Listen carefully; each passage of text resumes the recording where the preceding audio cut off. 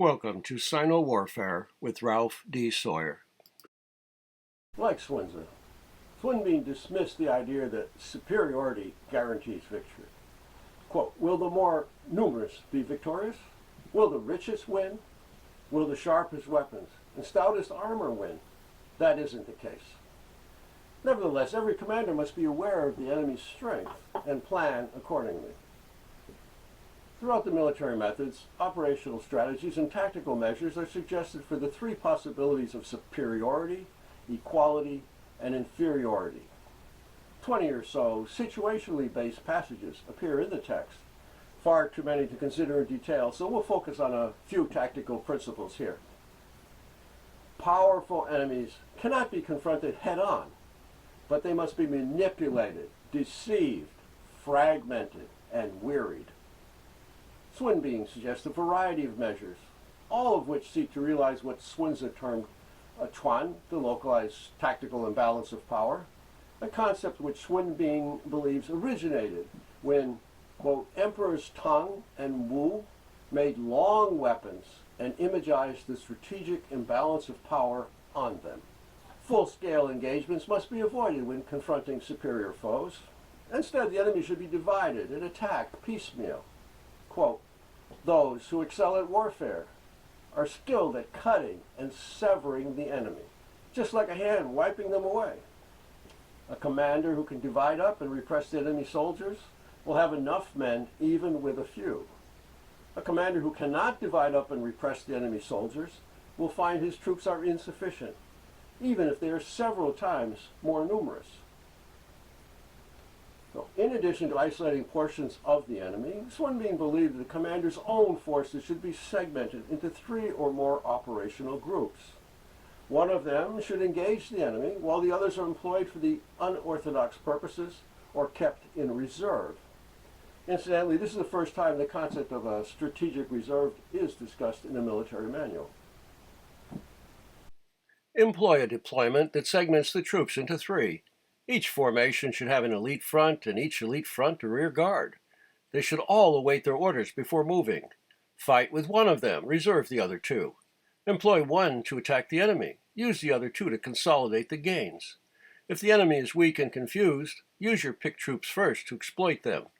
If the enemy is strong and well-disciplined, use your weak troops first to entice them. Elite forces are normally expected to play a disproportionate role in striking and disrupting the enemy. Now, although the basic principle of attacking where they are unprepared, going forth where they do not expect it, should never be forgotten, Swinbein offers a number of concrete suggestions to attain the unsurpassed glory that only defeating a superior opponent can bring. Basically, the commander should avoid directly assaulting the enemy, adopt a persisting strategy, shun easy ground, exploit difficult and constricted terrain, stretch the enemy out, and select the proper formation.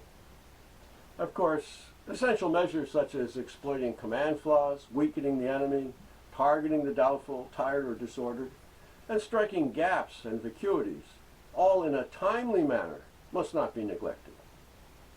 For example, to attack an enemy whose generals are courageous and difficult to frighten, whose weapons are strong, soldiers numerous, self-reliant, courageous, and untroubled, whose generals are awesome, officers strong, and provisions well supplied, so that none of the feudal lords dare contend with them. Swinbein advised, announce you don't dare fight. Show them you're incapable. Sit about submissively and await them in order to make their thoughts arrogant and apparently accord with their ambitions. Don't let them recognize your ploy. Then strike where unexpected. Attack where they don't defend. Apply pressure where they're indolent and attack their doubts. Being haughty and martial, when their three armies break camp, the front and rear won't look at each other. Strike their middle just as if you had the infantry strength to do it. Another passage in the same vein suggests seemingly yielding to awesomeness. You must conceal the army's tail to ensure it will be able to withdraw. The long weapons should be in the front, the short ones at the rear. Establish roving crossbow contingents to provide support in exigencies. unmoving, your main force should wait for the enemy to manifest their capability. Your response can also be keyed to the enemy's formation. For example, if they approach in a square formation, so it says, deploy in the diffuse formation and fragment them. If they are properly assembled, separate them. Engage them in battle, then feign a retreat. Kill the general for their rear guard without letting them become aware of it. Commanders confronting enemies of comparable strength are also encouraged to employ the same tactics, but they can adopt measures that require more time to implement. Sun Tzu particularly advises employing a complementary configuration rather than mounting a direct assault. Confuse them so that they disperse their forces. Then unite your troops and strike them, but don't let the enemy know about it. If they don't disperse, secure your position and halt. Do not attack in suspicious situations. The third situation, one of overwhelming superiority, can actually prove problematic because commanders tend to underestimate their enemies and suffer unexpected defeats. Sun Tzu suggests feigning weakness or disorder to entice them into movement. Then locally superior forces can vanquish them. However, you should leave an outlet for encircled troops to prevent them suddenly fighting to the death. Conversely, when trapped, elite troops that act as if deranged should be employed to disrupt the enemy and create an opening. In addition, Sun Tzu provides some categories for classifying enemy armies, and he suggests methods for responding to them, but you'll have to consult the text for that.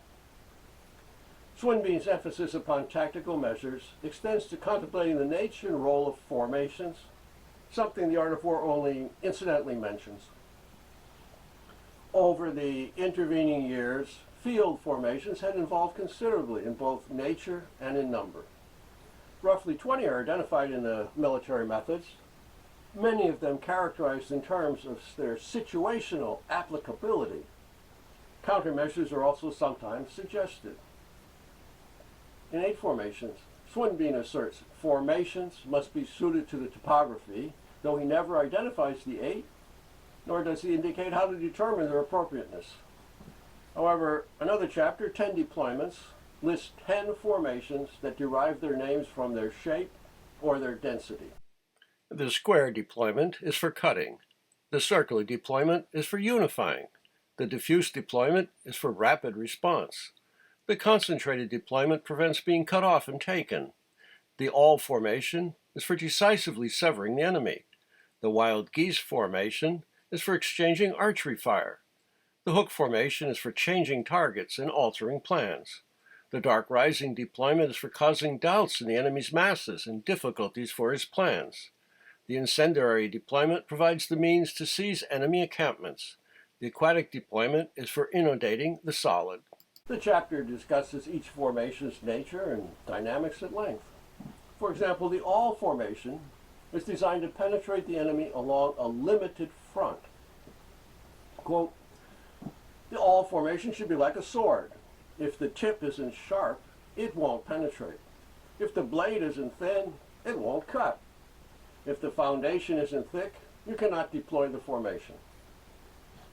In contrast, the square formation, probably the earliest and the most basic in Chinese military history, can rapidly react to developments. Quote, you must thin out the troops in the middle and thicken those on the sides. The reserve formations are at the rear. By thinning out the middle, the general can rapidly respond. By expanding and making the sides heavy, the general can sever the enemy. Retaining the reserves in the rear provides the means to react quickly. Perhaps the most interesting of all is the lengthy explanation of the so-called diffuse formation. Sun Tzu says, in it armor is scarce and the men few, so solidify the array. Martial prowess lies in the flags and pennants. Showing large numbers of men lies in the weapons. Therefore, the soldiers must disperse and maintain their internal separation. Make the flags, banners, and feathered pennants numerous, and sharpen the blades to act as your flanks. Great care must be taken that the enemy doesn't compress them. The chariots shouldn't race, the infantry shouldn't run. Sun-tzu continues, the tactical exploitation of diffuse arrays lies in creating numerous small operational units. Some should advance, others retreat. Some should attack, others hold and defend. Some launch frontal assaults, others press developing weaknesses. Thus, diffuse arrays are able to seize the enemy's elite forces. Other formations noted in the military methods include an extended horizontal array, a basket-like development, the sharp hooking array, and the full and the vacuous. Assuming the troops have been well drilled, they'll be capable of responding to signals that order them to transform or to deploy into a different formation. However, whether the terrain is easy or difficult is an overriding consideration. First one being says, quote, on both difficult and easy terrain, you must know the tenable and fatal ground. Occupy tenable and attack on fatal ground. Now, when it comes to cities, Sunzi had strongly cautioned against precipitously and wastefully attacking cities, though he never said don't attack cities, as he recognized it might be unavoidable. Sunzi's characterization of cities into male and female reflects their emergence as strategic targets, and in a sense it continues the characterization seen in the Art of War tomb text fragments. The weaker ones, which he classifies as females, can be attacked, while the stronger male ones should be isolated or avoided. However, while the military methods implies female cities are viable targets, he never explicitly states that they should be targeted. Although the principles behind these categories aren't elucidated, high ground has always been considered strategically desirable. Sunzi seems to have concluded that whenever a city is located on higher terrain, which will allow missile fire to be directed downward while forcing the attackers to attack upward, it won't be easily taken. Thus, he says, if within the city the terrain is high but falls away outside, it's a male city that cannot be attacked. Even if the enemy manages to breach the walls, the raised interior terrain will still provide a collapsing defense with a natural vantage point. Accordingly, quote, a city with moderately sized mounds within it is a male city that cannot be attacked. Difficult ground that impedes an army's approach, especially so-called entrapping terrain, offers additional protection, though mountains outside a city are deemed less beneficial. Somewhat surprisingly, Sunzi never discusses the role that fortifications might play, nor does he characterize the defensibility of cities in terms of their walls or the presence of moats, both of which can transform sprawling urban spaces into citadels. However, the military methods does contain a chapter dedicated to fortifications, but it focuses on establishing impromptu field defenses with whatever equipment is available, not the needs of cities. This concludes our four-part examination of Sunzi's military methods. If you found them worthwhile, please consider becoming a subscriber, which costs nothing but helps ensure our continued visibility. And as always, thank you for watching.